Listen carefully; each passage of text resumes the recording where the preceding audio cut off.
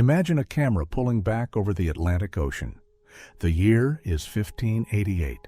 A line of ink traces itself across parchment, stretching from the port of Lisbon, curving south past the Canary Islands, catching the trade winds and arcing westward across open water toward the Caribbean. Now another line appears.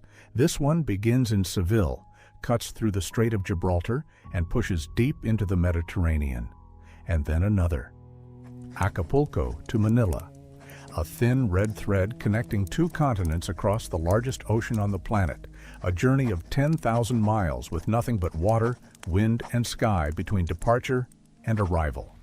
Every single one of those lines, every route, every crossing, every treasure fleet and colonial supply chain that held together the dominant empires on Earth depended on one ship.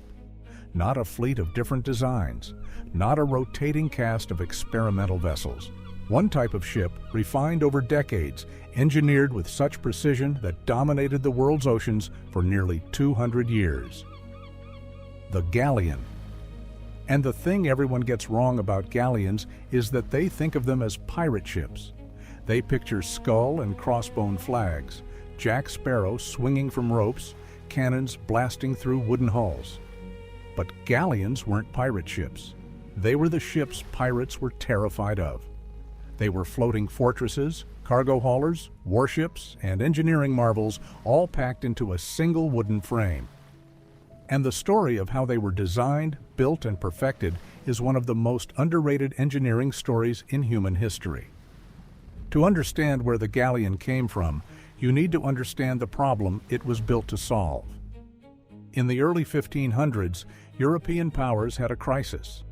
They had discovered new worlds. They had mapped coastlines from Brazil to the Philippines. They had established colonies, trade routes, and extraction operations that were pulling gold, silver, spices, and silk from every corner of the globe. But they had no ship capable of doing all three things those operations demanded. They needed a vessel that could carry enormous quantities of cargo across open ocean. They needed that vessel to defend itself against enemy warships and pirates. And they needed it to survive storms, calms, and months at sea without falling apart. The ships they had at the time could do one or two of those things, but never all three. The carrack was the workhorse of the age of exploration. Columbus sailed carracks. Vasco da Gama sailed carracks. They were big, round-hulled cargo carriers with tall castle structures fore and aft. They could haul tons of goods, and those raised platforms gave soldiers a height advantage in combat. But carracks were slow and clumsy in rough seas. Their high castles caught the wind like sails themselves, making them drift sideways in crosswinds. And their round hulls rolled badly in heavy swells. On the other end of the spectrum, you had the caravel. Small, fast, nimble. Caravels could sail closer to the wind than almost anything else afloat. They were perfect for exploration, for darting along coastlines, for scouting harbors and river mouths. But they were too small to carry meaningful cargo, too lightly built to absorb cannon fire, and too cramped to support crews on voyages lasting months. What Spain and Portugal needed was a hybrid. Something with the cargo capacity of a carrack, the sailing performance of a caravel, and the firepower to hold its own in a naval battle. That hybrid was the galleon. The earliest galleons appeared in the 1530s, and they were immediately different from anything that had come before. The most obvious change was the hull shape. Galleons were longer relative to their width than carracks. Where a carrack might have a length-to-beam ratio of about 2.5 to 1, a galleon stretched that to 3 to 1, sometimes even 4 to 1 in later designs. That longer, narrower hull cut through the water more efficiently.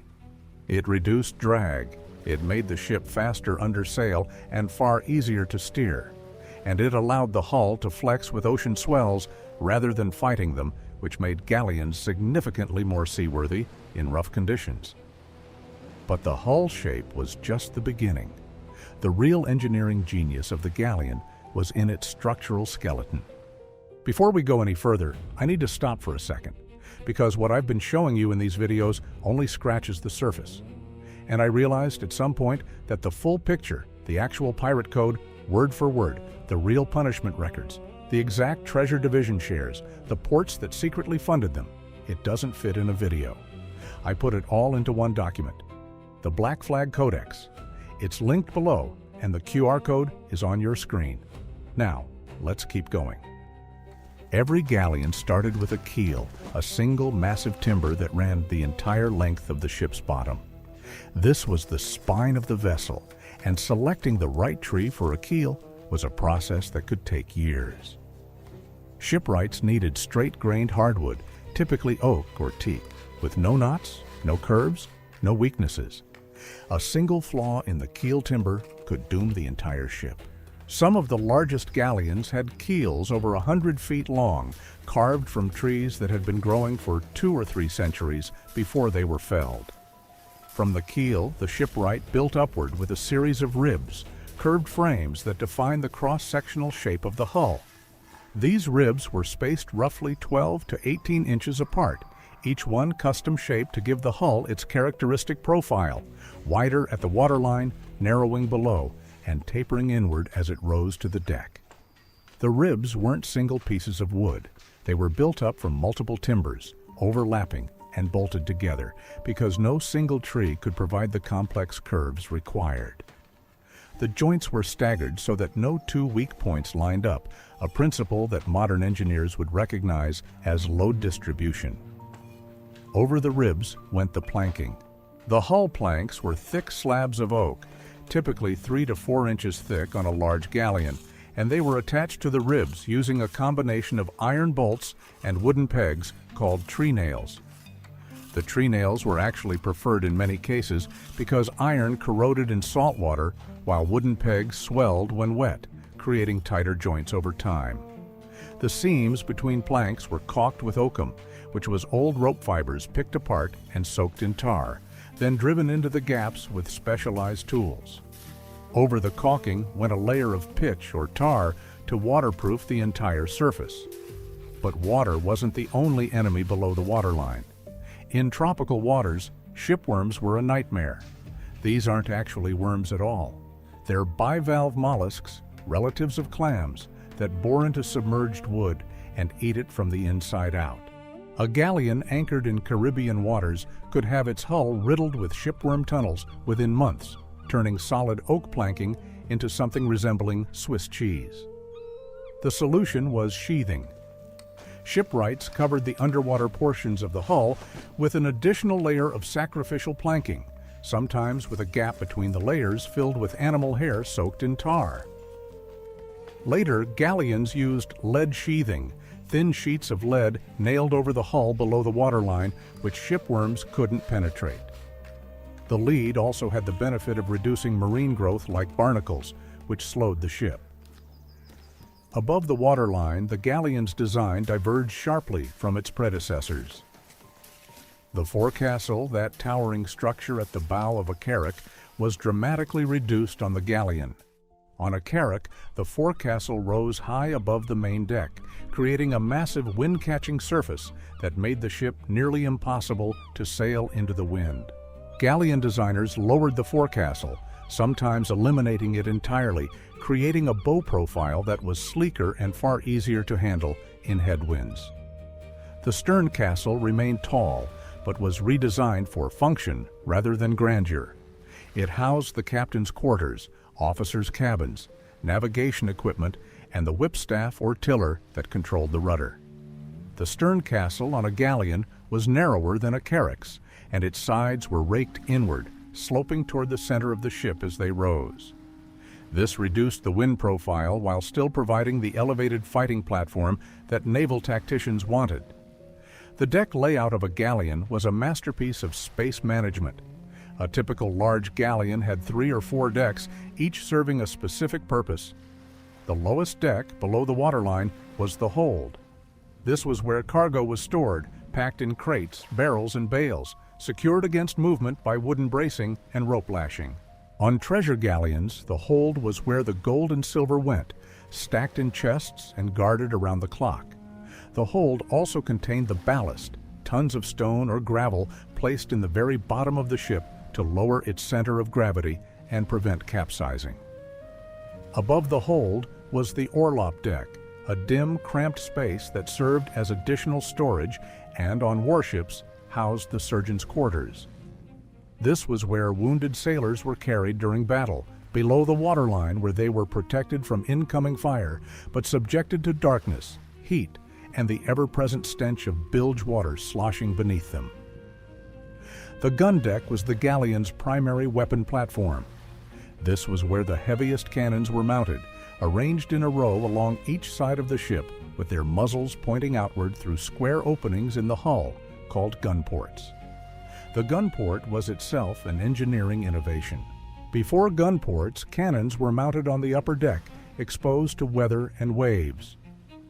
The invention of the hinged gun port, usually credited to a French shipwright in the early 1500s, allowed heavy cannons to be placed lower in the ship, closer to the waterline, which improved stability and accuracy while protecting the guns from the elements. When not in use, the ports were closed and sealed against incoming water. During battle, the ports were opened, the cannons run out, and the ship's broadside became a wall of fire. A large galleon could carry between 20 and 70 cannons, depending on its size and purpose. The heaviest guns were culverins and demi-culverins, long-barreled weapons that fired iron or stone balls at ranges exceeding 1,000 yards. These were the snipers of naval warfare, designed to punch holes in enemy hulls from a distance. Closer in, you had shorter-barreled cannons like the demi-cannon and the Perrier, which fired heavier shot at shorter ranges, designed to smash through hull planking and create flooding below decks. And for close-quarters defense, there were swivel guns mounted on the rails, small anti-personnel weapons that fired grape shot or scatter ammunition at enemy boarding parties. The weight of all this armament created engineering challenges that galleon builders had to solve. A single culverin could weigh over 4,000 pounds. Mounting dozens of these weapons on a gun deck, along with their carriages, ammunition, and powder charges, put enormous stress on the ship's structure. The gun deck beams had to be massively reinforced.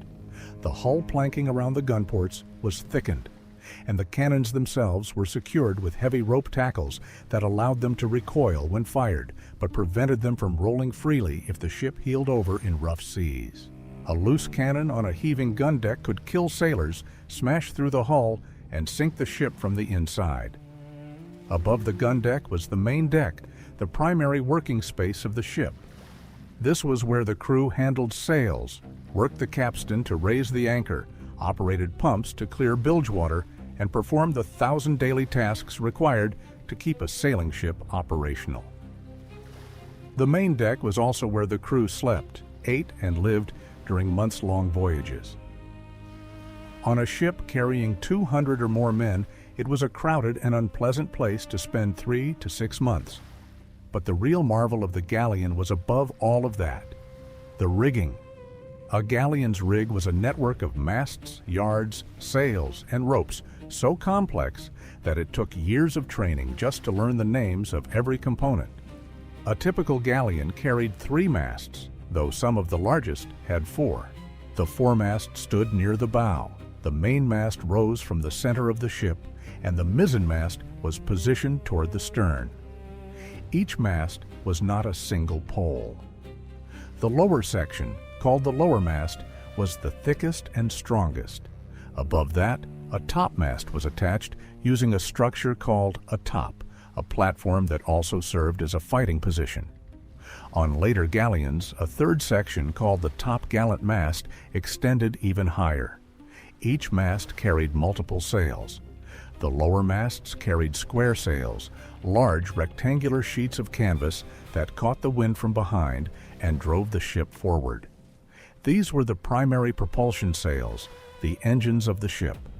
The largest of them, the mainsail on the mainmast, could be over 40 feet wide and 30 feet tall, requiring dozens of men hauling on ropes to raise, lower, or adjust it.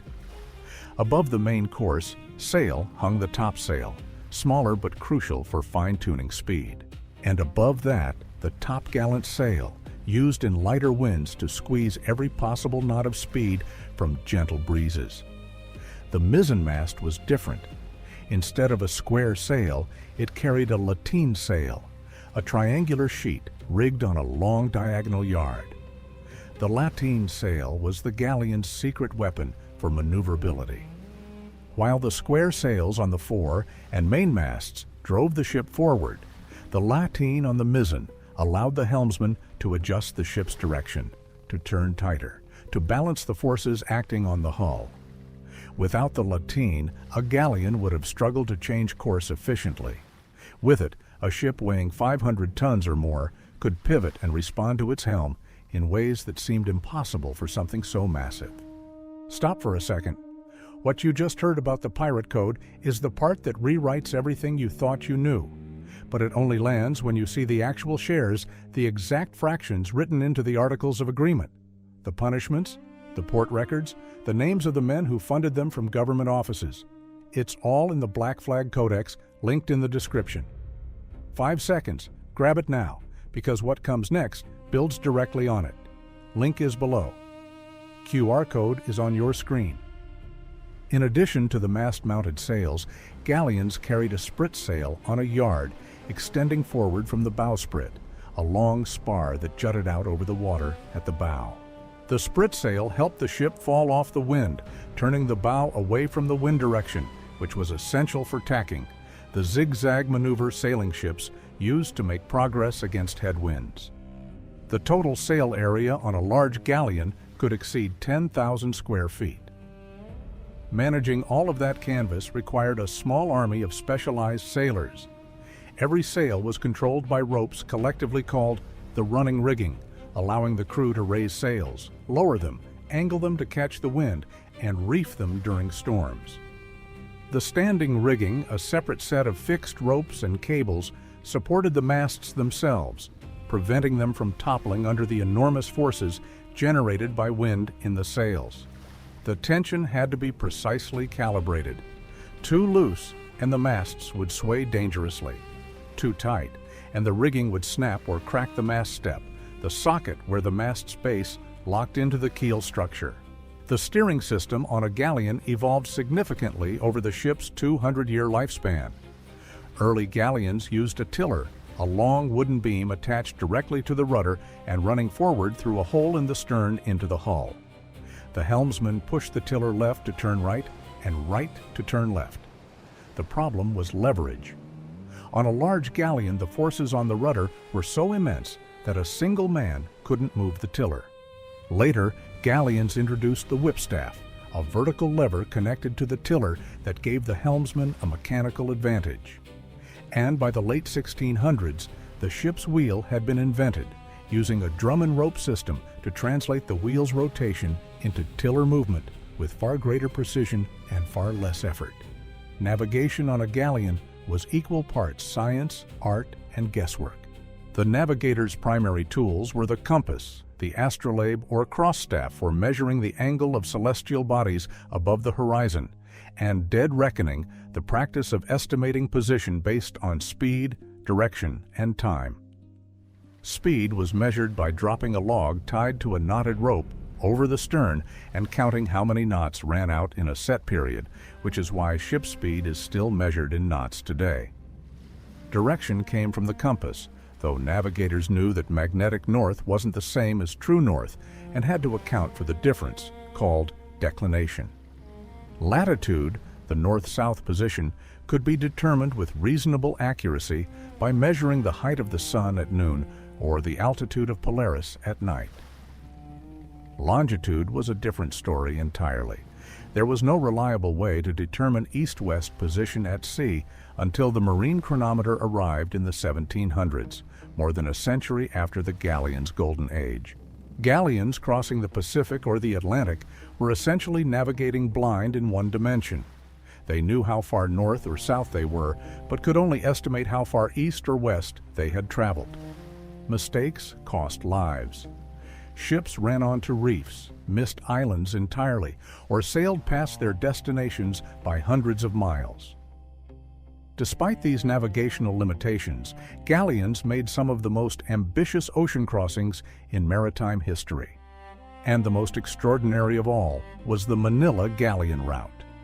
Starting in 1565, Spanish galleons sailed from Acapulco on the Pacific coast of Mexico to Manila in the Philippines, a distance of roughly 8,000 miles. They carried silver from the mines of Mexico and Peru, which was traded in Manila for Chinese silk, porcelain, spices, and other luxury goods. The return voyage was even longer.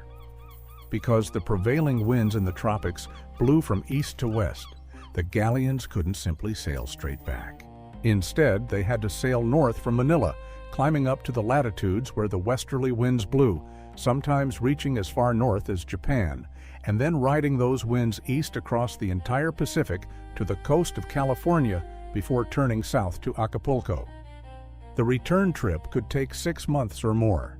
The Manila galleon trade continued for 250 years, from 1565 to 1815. It was one of the longest and most profitable trade routes in history, and it was made possible entirely by the galleon's combination of cargo capacity, seaworthiness, and durability. No other ship type of the era could have survived those crossings with any consistency.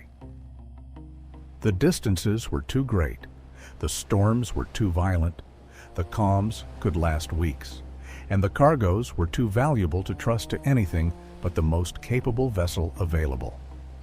The treasure fleets that sailed between Spain and the Americas were equally dependent on the galleon. Twice a year, fleets of galleons gathered in Havana, loaded with gold, silver, emeralds, tobacco, cocoa, and other colonial products, and set sail for Spain in convoy formation. The convoys were escorted by dedicated warship galleons, purpose-built fighting machines that sailed on the flanks and in the rear, watching for pirates and enemy warships. The treasure the fleets carried was staggering. A single large galleon could carry cargo worth millions in modern currency. The entire fleet might represent a significant percentage of the Spanish crown's annual revenue.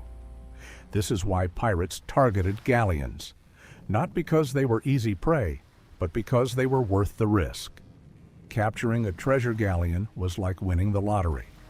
The problem was that galleons were designed to fight back.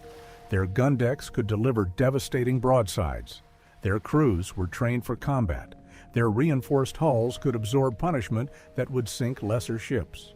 Most pirates preferred smaller, less well-defended merchants rather than tangle with a galleon.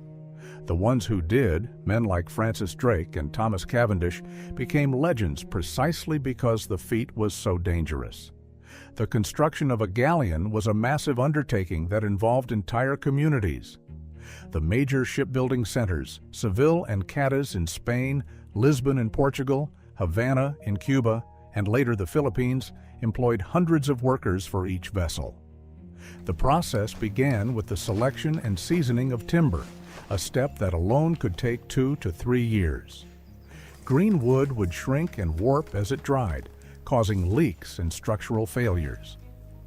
Properly seasoned timber, air-dried for at least 2 years, was dimensionally stable and resistant to rot. Oak was the preferred material for hulls and structural members, prized for its hardness, durability, and resistance to water damage. Pine was used for masts and yards because of its straight grain and flexibility.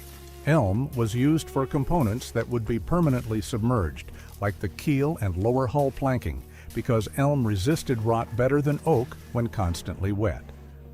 And tropical hardwoods like teak and mahogany were used in galleons built in Asian and Caribbean shipyards, where European species weren't available, but local alternatives were equally suitable.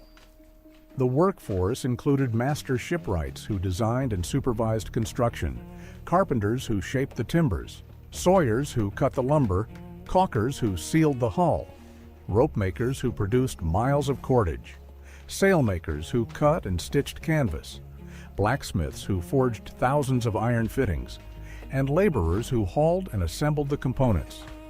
A large galleon might take 12 to 18 months to build, with a construction crew of 200 or more.